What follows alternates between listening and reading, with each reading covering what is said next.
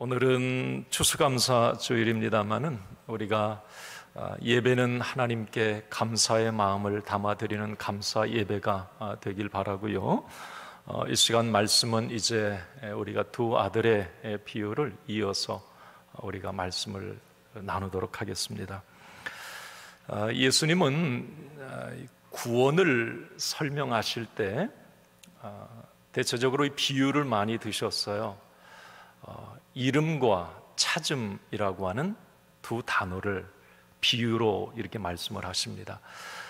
우리가 누가복음 15장, 오늘 말씀도 두 아들의 비유도 탕자의 비유도 누가복음 15장 이제 후반부에 있는 말씀인데, 누가복음 1장, 15장 1절부터 보면 이제 예수님이 새 비유, 구원에 관한 비유입니다. 첫 번째는 이제 잃은 양 한 마리를 목자가 잃었다가 다시 찾는 거, 이름과 찾음, 구원입니다. 그 다음 바로 이어서 나오는 게 잃어버린 동전 하나를 여자가 찾고 기뻐하는 것, 이름과 찾음이에요. 자, 오늘 누가복음 마지막 후반부의 세 번째 비유도 잃은 아들, 그 아들을 아버지가 다시 찾는, 이름과 찾음은 이제 구원에 관한 부분이죠. 예수님이 사실 이 땅에 오신 목적도 잃어버린 자를 찾아 구원하려 함이니라. 할렐루야. 누가복음 19장 10절 말씀을 우리 한번 같이 크게 한번 읽어봅시다. 시작. 인자가 온 것은 잃어버린 자를 찾아 구원하려 함이니라. 아멘. 이게 사실 복음이죠. 잃어버린 자를 찾아 구원하는 것, 그 주님이 이 땅에 오신 목적이고요, 교회가 존재하는 이유이고요, 먼저 예수 믿은 저와 여러분들이 복음적 삶을 살아내는 이유도 잃어버린 자를 찾기 위함입니다. 자, 그러면 이제 오늘 탕자의 비유의 이 말씀도 잃어버린 자를 찾는 거거든요. 자, 그러면 오늘 이 비유에서 잃어버린 자는 누구일까? 우리가 겉으로 볼 때에는 도덕적으로 윤리적으로 아주 허랑방탕한 삶을 살았던 둘째 아들 탕자 동생이 잃어버린 자입니다. 그 당시에 이 동생은 비유라고 말씀드렸어요. 세리와 창녀, 죄인들, 이방인들을 동생으로 비유해서 말하고 있어요. 자, 그런데 우리가 예수님의 이 탕자의 비유의 타켓은 동생이 아니라 오히려 형이었다는 것을 절대 놓치지 말라고 제가 말씀드렸습니다. 영적으로 볼 때 진짜 잃어버린 자는 동생은 돌아와요. 진짜 잃어버린 자는 맏아들, 형입니다. 그 당시에 바리새인 서기관들, 종교인들을 말합니다. 지금 저와 여러분 교회 안에 들어와 있는 우리가 맏아들일 수 있습니다. 맏아들 입장에서는 참 억울할 겁니다. 이렇게 항변할 수 있어요. 내가 왜 잃어버린 자입니까? 나는 절대 잃어버린 자가 아닙니다.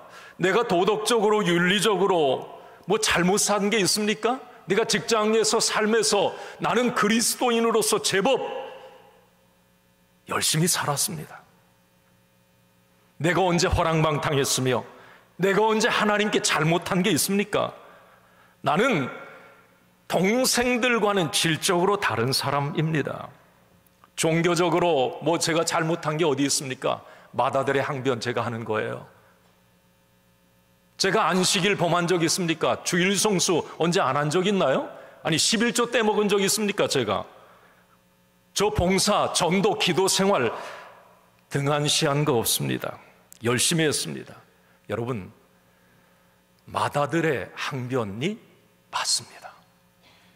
틀린 말이 아니에요. 그런데 예수님은 왜 맏아들을 잃어버린 자로 콕 찍었을까요? 이 맏아들의 항변에 대해서 예수님이 이런 말씀을 하신 적이 있습니다. 이건 비유가 아니고 예수님이 아주 직접 하신 말씀이에요. 마태복음 7장 22절 23절을 한번 같이 읽겠습니다. 시작. 그날에 많은 사람이 나더러 이르되 주여 주여 우리가 주의 이름으로 선지자 노릇하며 주의 이름으로 귀신을 쫓아내며 주의 이름으로 많은 권능을 행하지 아니하였나이까 하리니 그때에 내가 그들에게 밝히 말하되 내가 너희를 도무지 알지 못하니 불법을 행하는 자들아 내게서 떠나가라 하리라.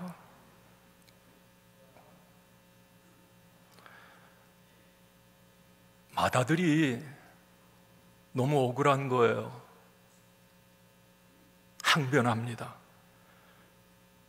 예수님, 저 선지자 정도의 신앙생활 했어요.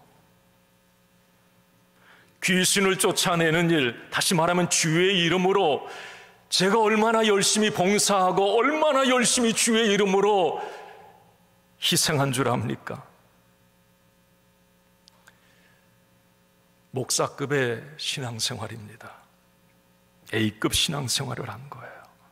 그런데 예수님이 오늘 그 모든 것을 불법으로 간주해 버리십니다. 그렇게 열심히 주의 일한 사람을 잃어버린 자 취급을 해 버리셨습니다. 네가 한 일 모르겠다. 네가 선지자처럼 그렇게 열심히 했어.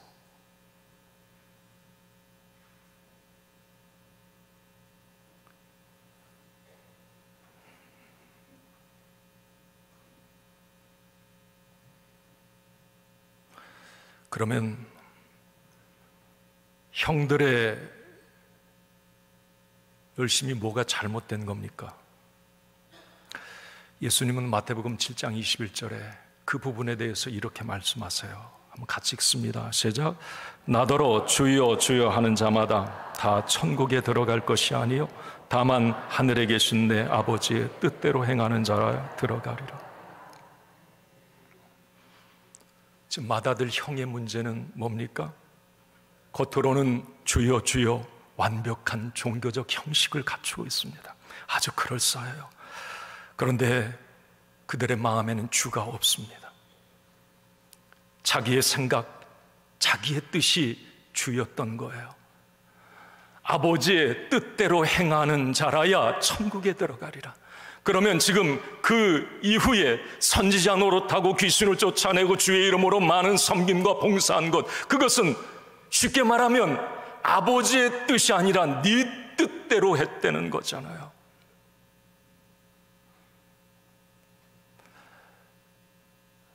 가슴을 후벼 파는 이야기였어요.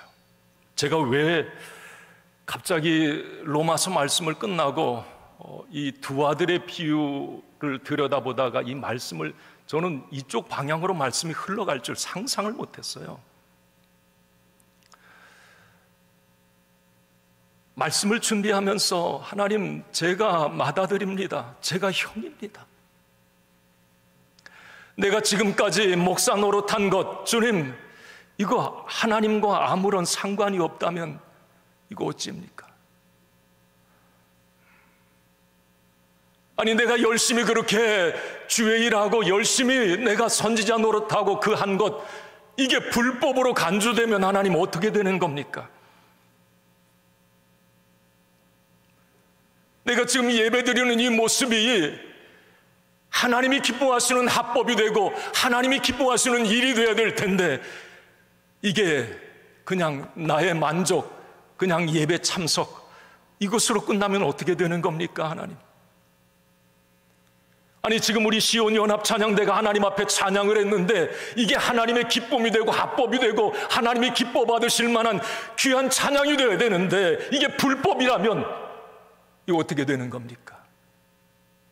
내가 정말 내 중심에 내가 하나님을 사랑하고 하나님께 이 찬양의 기쁨이 되고 하나님께 올려드리는 이 마음이 과정이 있었습니까? 하나님, 이거 어찌 되는 거예요?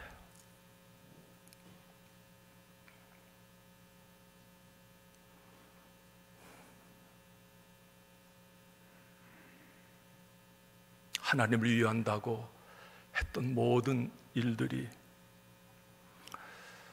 그 형들의 열심히, 헌신과 직분 감당이 모두 자기 뜻을 이루기 위한 일이었다면 결국 하나님과는 하등 상관이 없는 불법으로 간주되고 말 것인데, 오늘 맏아들, 형들, 이 형의 항변도 똑같습니다. 29절 상반절에 아버지께 대답하여 이르되 내가 여러 해 아버지를 섬겨 명을 어김이 없거늘. 이 말은 무슨 말이에요? 맏아들의 지금 이야기입니다. 나는 아버지에게 있어서 A급 아들이었습니다. 아버지가 하라는 거 다 했고 아버지가 하지 말라는 거 목숨 걸고 안 했습니다. 그런데 내가 왜 잃어버린 자입니까? 내가 왜 불법을 행한 겁니까? 왜 내가 이런 부당한 대우를 받아야 하는데요? 여러분, 저는 이 말씀을 보면서 지금 맏아들의 위험한 것이, 자, 왜 이 맏아들이 동생보다 더 위험할까라는 생각을 해보면, 여러분, 동생은 알았어요. 자기가 죄인이라는 것도 알았고 자기가 부족했다는 것도 알았고 아버지 앞에 잘못했다는 걸 알았어요. 스스로 돌이키는 거예요. 그런데 맏아들은 자기가 부족하고 자기가 죄인이라는 걸 몰라요. 지금 꽤나 잘하고 있는 줄 알아요. 모든 게 합법인 줄 알아요. 여러분, 오히려 암에 걸려서 내가 죽을 병에 걸려도 아는 사람은 살아요. 좋은 의사를 만날 수 있고 병원에 갈 수 있어요. 모르는 게 문제인 거예요. 자기가 암에 걸렸는데, 죽을 병에 걸렸는데 그걸 모르는 것이 진짜 위험한 거예요. 지금 예수님은 당시에 세리, 죄인들, 소외받은 변방의 사람들, 그 사람들은 자기의 부족함을 알고 가슴을 치면서 하나님, 제가 죄인이에요.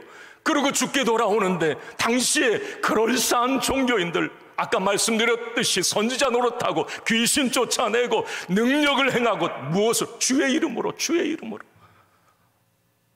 그 사람들은 자기가 지금 어떤 죽을 병에 걸렸는지를 모르는 거예요. 예수님은 가슴을 치시면서, 오늘 이 탕자의 비유는 동생을 향한 비유가 아니에요. 맏아들을 향한 비유입니다. 맏아들. 하나님, 제가 하나님 앞에서 한 일이 불법이라면 이거 어찌합니까?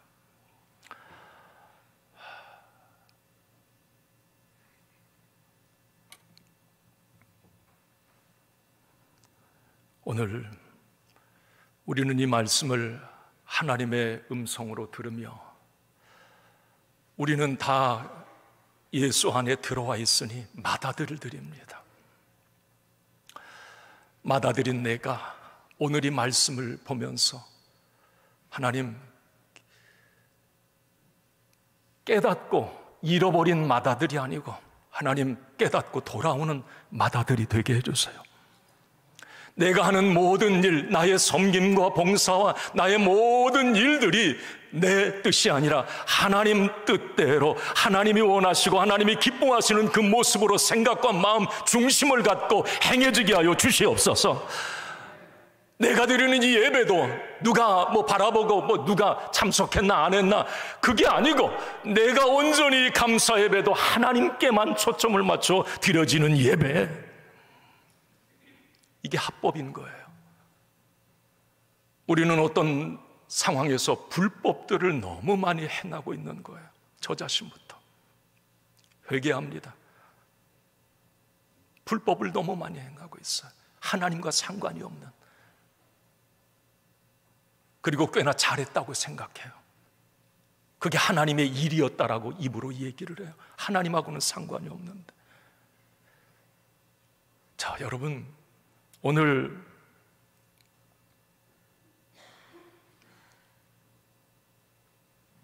잃어버린 맏아들의 상태를 한번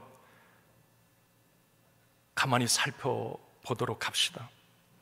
자, 잃어버린 맏아들의 상태가 나에게 그 DNA가 있다면 소스라치게 놀라고 그걸 제거하고 빼내버려야 되는데, 자, 여러분, 잃어버린 맏아들의 상태는 이것이었어요. 오늘 28절, 29절, 30절 이 세 절을 30번, 40번도 더 읽어보면 이게 절절히 마음에 와 닿습니다. 하나는 분노예요, 분노. 이걸 제가 결과 중심의 신앙의 폭발이라고 그랬는데, 우리의 신앙이 결과 중심의 신앙이면 분노하고 폭발해버려요. 이게 맏아들 놈이었습니다.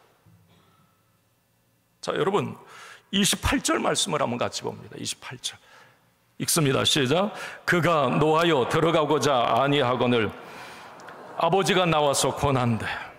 노했다 그랬어요. 형에게, 그가, 형이 노하여, 아버지가 이 동생 돌아와 잔치하는데 문 밖에 서서 안 들어와요.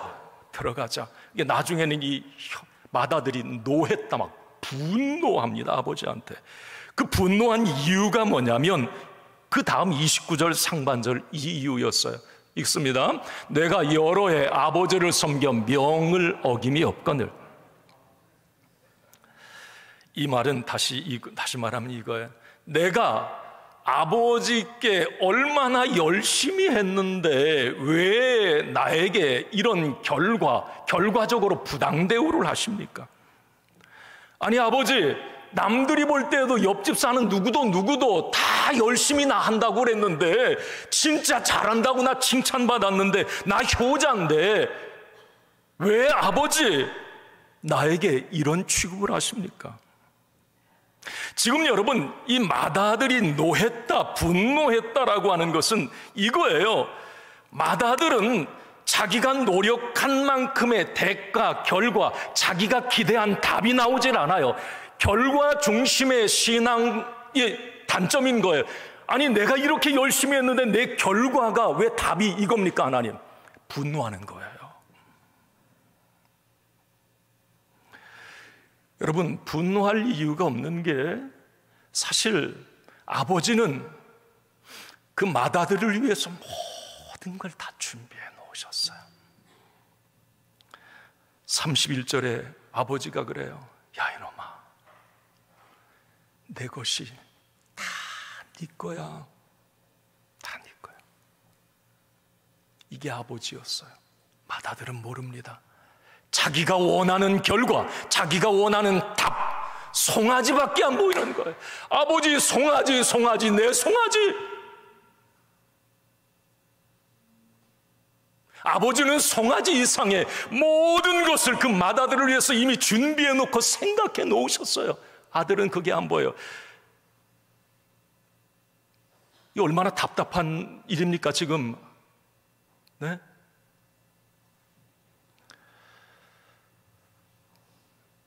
형인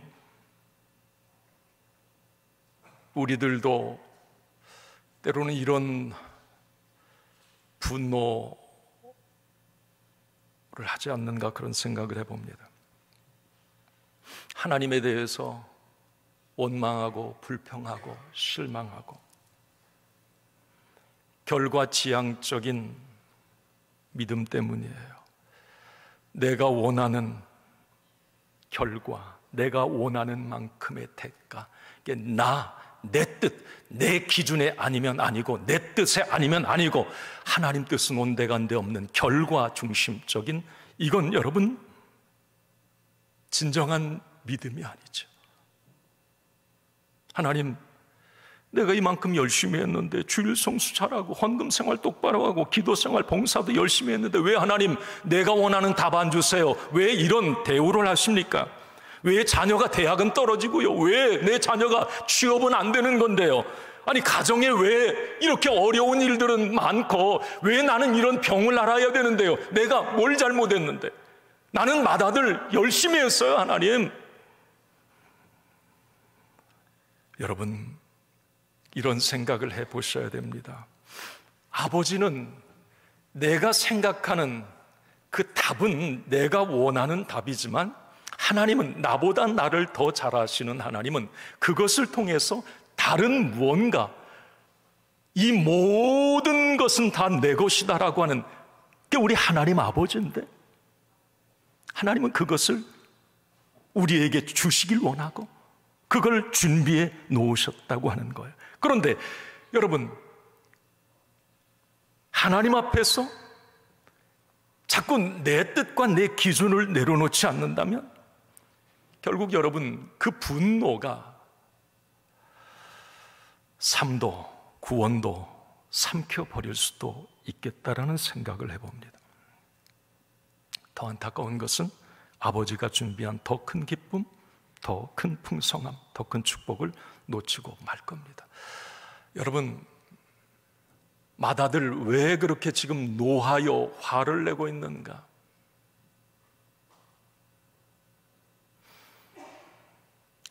이런 얘기 하잖아요. 1 더하기 1은 2예요. 이게 세상의 답입니다. 세상은 이 1 더하기 1은 2, 이 답 안 나오면 난리 나죠. 자, 여러분, 믿음은 1 더하기 1이 2가 아닐 수 있어요. 사실 세상도 그래요. 우리가 열심히 살고 뭘 해도 1 더하기 1이 마이너스 10으로 우리에게 퍽퍽 다가올 때가 있어요. 여러분, 진정한 믿음이 뭘까? 지금 이 맏아들이 왜 분노하고 있는 걸까? 1 더하기 1은 2인데 왜 2라는 이 답을 안 주느냐는 거예요, 아버지가. 자, 그런데 지금 성경 말씀에 보면 아버지는 1 더하기 2가 아니고 30, 60, 100을 준비해 놓고 계신 거예요. 그런데 맏아들의 입장에서는 2라고 하는 것에 꽂혀서 이 100이 안 보이는 겁니다.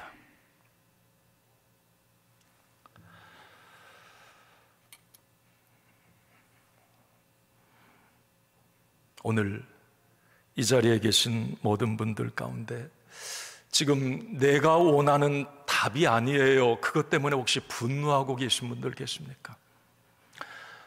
왜 이러는데요, 하나님? 내가 원하는 답은 2예요, 2. 이제 여러분, 우리가 오늘 이 말씀을 통해서 내가 원하는 답을 잠시 내려놓고 우리 하나님께서 준비하신 그 놀라운 답이 무언지를 기대하고 기도로 묻고 좀 더 인내하며 소망하며 나아가시길 바랍니다. 그래서 여러분, 아버지가 준비한 이 모든 것이라고 하는 그것을 여러분 나의 것으로 취하고 맛보고, 우와, 우리 하나님은 1 더하기 1, 2가 아니고 와, 30이야, 아니 60이야, 100이야, 그 합력의 선을 이루시는 하나님, 그 은혜를 꼭 나의 것으로 취하고 누리시기를 바랍니다. 동생은 그걸 누렸잖아요. 나를 그냥 품꾼 정도, 아들이 아니고 품꾼 정도 받아달라고 하는 게 그 동생의 답 아니었습니까? 품꾼이 답이었어요. 그런데 아버지 품 안에 겸손히 회개하고 들어가니 그 아버지 안에는 더 많은 아들의 지위와 권세와 특권이 준비되어 있음을 동생은 발견합니다.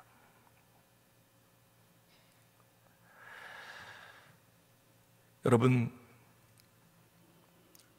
이 동생의 또 하나의 잘못된 어떤 그런 상태는, 첫째가 분노라면 두 번째는 우월감이었어요. 우월감. 자기의의 함정인 거죠. 여러분, 28절, 29절, 30절 이 말씀을 깊이 이렇게 묵상해 보면 이 형이 참 이 우월감에 찌들어 있구나, 이 뉘앙스, 이 느낌을 팍 받습니다. 29절 상반절에 이렇게 형이 얘기하잖아요. 내가 여러 해 아버지를 섬겨 명을 어김이 없거늘 나는 아버지 앞에 도덕적으로, 윤리적으로, 율법적으로 흠이 없는 사람 아닙니까? 아버지 앞에 지금 얘기하는 거예요. 감히 형의 이런 우월감은 자기의, 자기 공로로 나타나게 되죠. 결국 아버지 앞에, 하나님 앞에 감히 나 완벽하지 않아요? 나 이 정도면 명을 하나라도 어겼어요? 아니죠. 맏아들놈 이거 가만히 그 행태를 보면 명을 하나라도 어기지 않았다고요? 수도 없이. 아버지 입장에서는 그랬을 거예요. 우리가 하나님 앞에, 하나님 내가 뭘 잘못한 게 있는데, 뭐 부족한 게 있는데, 여러분 하나님이 우리 보실 때 가당치도 않아요. 생각과 마음으로 한 주 살면서 얼마나 하나님 앞에 빗나갔는지 깜도 안 되는 것이, 내가 하나님 앞에 이 정도 했는데, 우월감이, 잘못된 우월감이 그 사람을 죽일 수도 있습니다. 모든 것을 다 잃게 만들 수 있어요. 만약에 이 맏아들, 여러분 탕자의 비유는 결말을 열어놓습니다. 둘째 아들은 돌아왔어요. 동생은. 맏아들은 돌아왔는지 안 돌아왔는지 모르는 거예요. 하나님이 열어놓은 거예요. 그건 본인의 결단이라는 겁니다. 깨닫고 돌아오면 돌아온 맏아들이 되는 것이고 자식이 되는 거고, 돌아오지 못하는 맏아들, 그건 잃어버린 자가 되는 거예요. 결단은 너희 몫이라는 겁니다. 30절 말씀에 보니까 그 잘못된 우월감은 동생을 막 비교하면서, 한번 30절 읽어봅니다. 시작. 아버지의 살림을 장녀들과 함께 삼켜버린 이 아들이 돌아오매 이를 위하여 살찐 송아지를 잡으셨나이까. 이 형의 말투 속에는, 아버지 나는 저 동생, 저 더럽고 추한 저 동생보다 훨씬 낫습니다. 저 장녀들과 놀아난 저 동생, 막 손가락질하면서 자신의 우월감을 막 드러냅니다. 그 우월감은 동생을 정죄하고 비난하는 데까지 이릅니다. 결국 여러분 가만히 이 부분을 생각해 보면, 이 형의 잘못된 우월감은 결국 아버지도 무시하고 형도 정죄하는 결과로 나타나게 될 겁니다. 잘못된 우월감을 빼내지 않으면, 그 맏아들이 그걸 빼내지 않으면 결국 아버지도 잃고 동생도 잃어버릴 겁니다. 여러분, 형의 잘못된 우월감이 무서운 이유가 무엇인가요? 이걸 지금 유대인들에게서 우리는 봅니다. 잘못된 선민의식이죠. 하나님은 그들만의 하나님이십니다. 아니, 그들만의 하나님이어야 돼요. 그리고 하나님은 언제나 내 편이시다. 물론 그 말도 틀리진 않아요. 그렇지만 전제를 깔지 않고는 하나님은 내 편이시다, 위험한 말입니다. 만약 동생 편이 된다면 분노할 것입니다. 그 영은. 여러분, 지금 세계 곳곳에 나타나고 있는 인종차별, 계급주의, 잘못된 전쟁과 폭력, 지금 이스라엘 하는 짓 한번 가만히 보세요. 잘못된 우월감입니다. 하나님은 우리만의 하나님이고 저들은 다 잘못된 거예요. 저 동생은 다 죽어 마땅한 사람들인 거예요. 이거 잘못된 거. 하나님은 그런 하나님이 아니었어요. 여러분, 유명한 일화 들어보셨을 겁니다. 미국 남북전쟁이 있을 때에 이 북군이 링컨 대통령, 북군의 한 장군이 링컨 대통령에게 막 왔습니다. 지금 전세가 불리해요. 대통령은 그렇게 기도하는 분이니까, 자, 우리 이렇게 좀 이 지휘부 장군들이라도 모여서 기도했으면 좋겠어요. 하나님은 좀 우리 편이 되어주세요. 이 기도를 좀 했으면 좋겠다고. 하나님은 우리 편이 되게 해달라. 그때 여러분, 링컨이 아주 유명한 말 하잖아요. 뭡니까? 절대 그런 기도하지 마십시오. 중요한 것은 우리가 하나님 편이 되는 겁니다.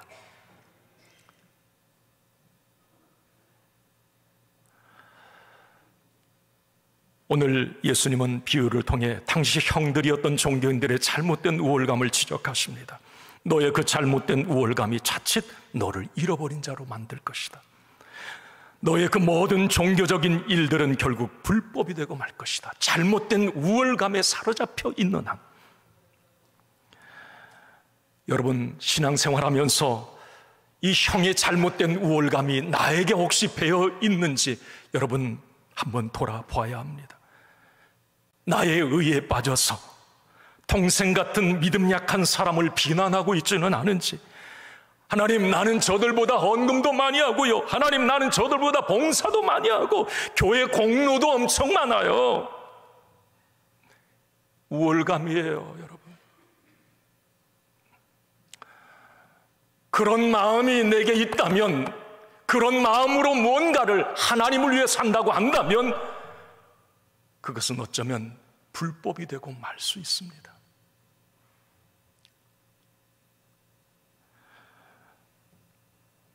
믿음 약한 사람들을 보면서 좀 안 그랬으면 좋겠어요. 과거 여러분 나와있는 지금 여기가 중요한 거고, 여기 그 사람은 새로운 피조물이에요. 여러분 과거 믿음 생활 오래 생활 한 60년 막 50년 가까이 하다 보니까 뭐 어렸을 때부터 봤잖아요. 어렸을 때 뭐 한 가지 잘못한 거 가지고 그냥 한 50년 지났는데 그놈 죽일 놈이요, 이러면 안 되잖아요. 예를 드는 거예요. 다른 사람, 약한 사람이 어떤 그 실수와 허물, 그 약함, 아니 저놈은 아직도 술, 담배도 못 끊었어. 여러분 그러면서 뭐라 그래요? 아우 저 믿음 없는 것들, 뭐 저런 것이 예수 믿는다고. 여러분 만약에 나의 마음속에 누군가 약한 사람을 보면서 그런 생각을 한다면 이건 형의 잘못된 우월감입니다. 이미 그 사람의 마음속에는 하나님이 주가 아니라 자기가 주인 거예요. 내가 주이기 때문에, 주님이기 때문에 우월감에 빠져 있는 겁니다. 무서운 말입니다.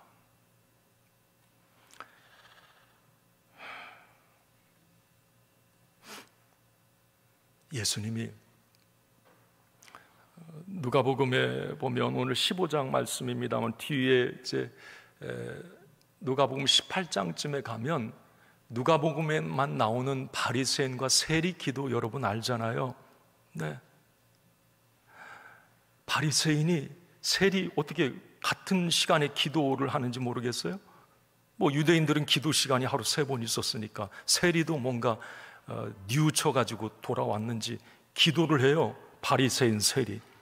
바리새인이 어떻게 기도합니까? 도덕적 삶을 먼저 이야기합니다. 잘못된 우월감 얘기하는 거예요.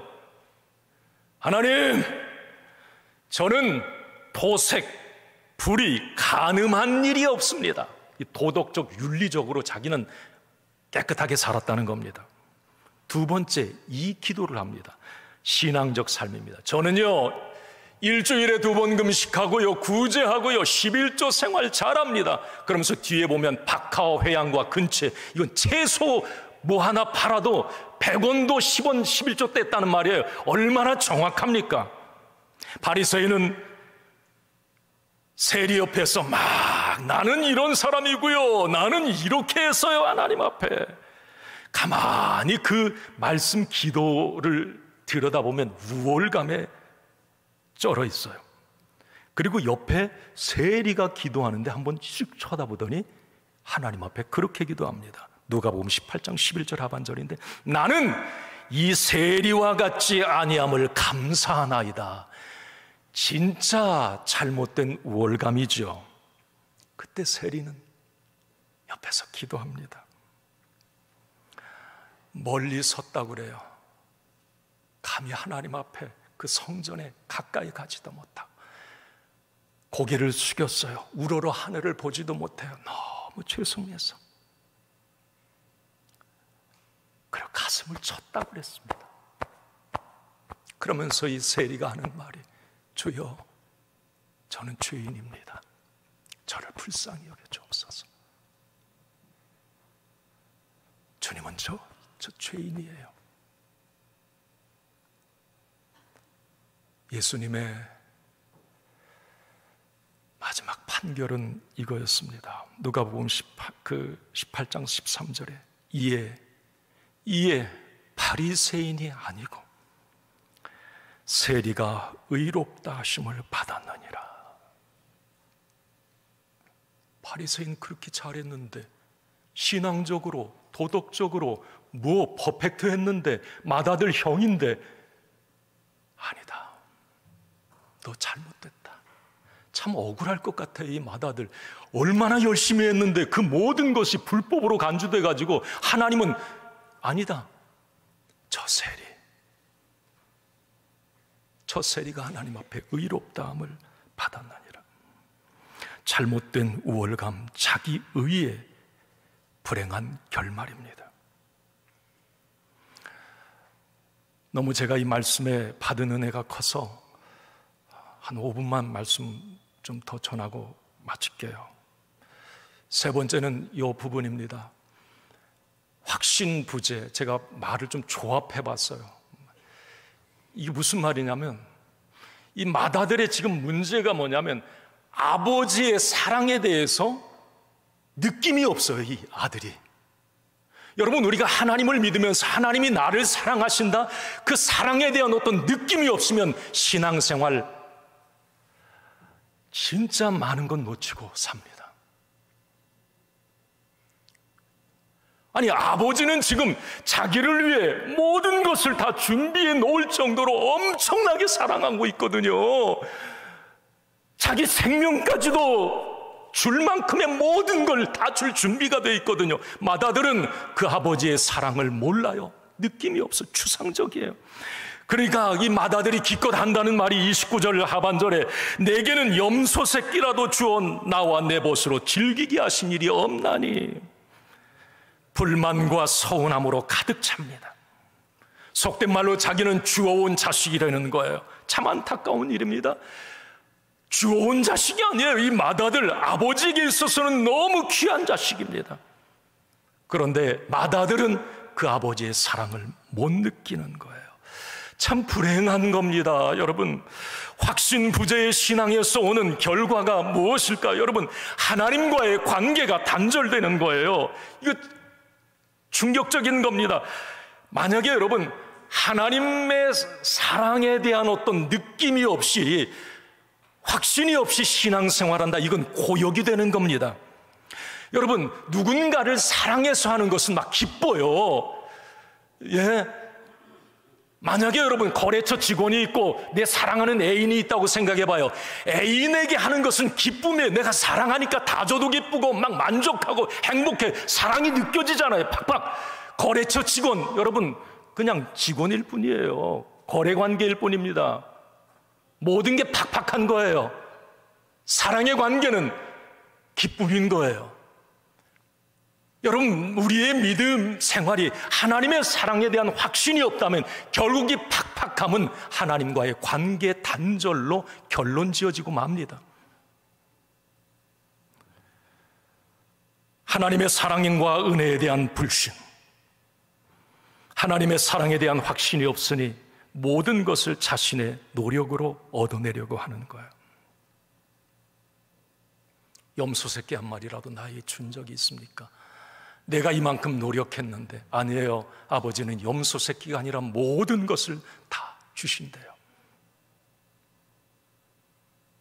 사랑에 대한 확신이 없으면 이런 일들이 일어나는 거예요. 염소 새끼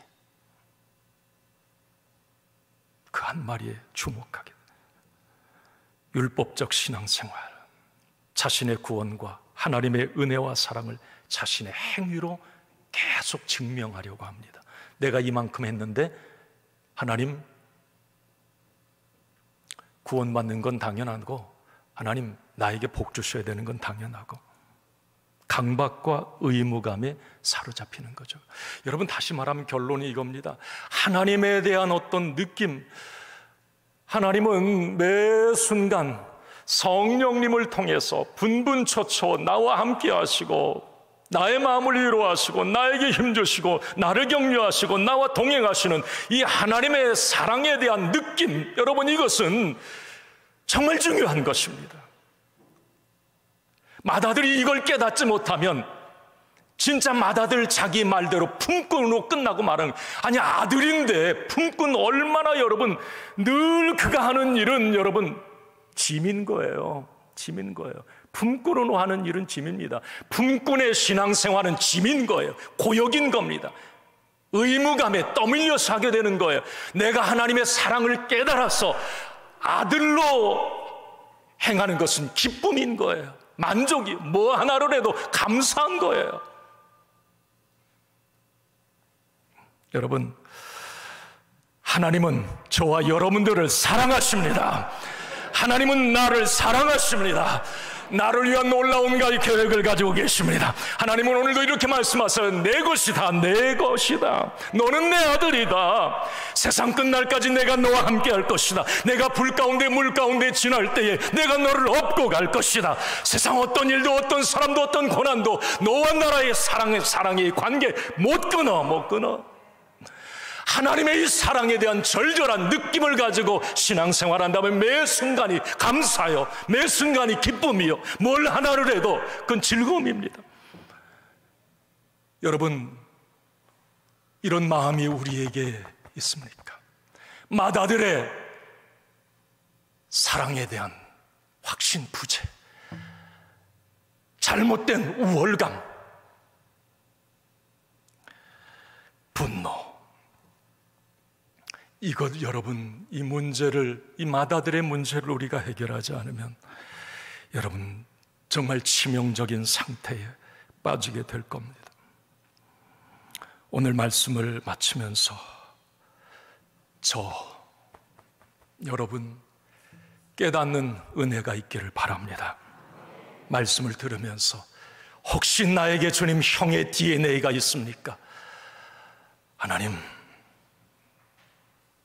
빼내게 하여 주시고 하나님 앞에서 더 이상 나의 모든 하나님 앞에서 일이 불법이 되지 않게 하시고 합법이 되게 하시고 하나님과 관계된 일이 되게 하시고 하나님의 기쁨이 되게 하여 주시옵소서. 하나님, 나는 이제 맏아들 잃어버린 자로 끝나지 않고 하나님, 나는 다시 찾은 맏아들이 되게 하여 주시옵소서. 기도하겠습니다.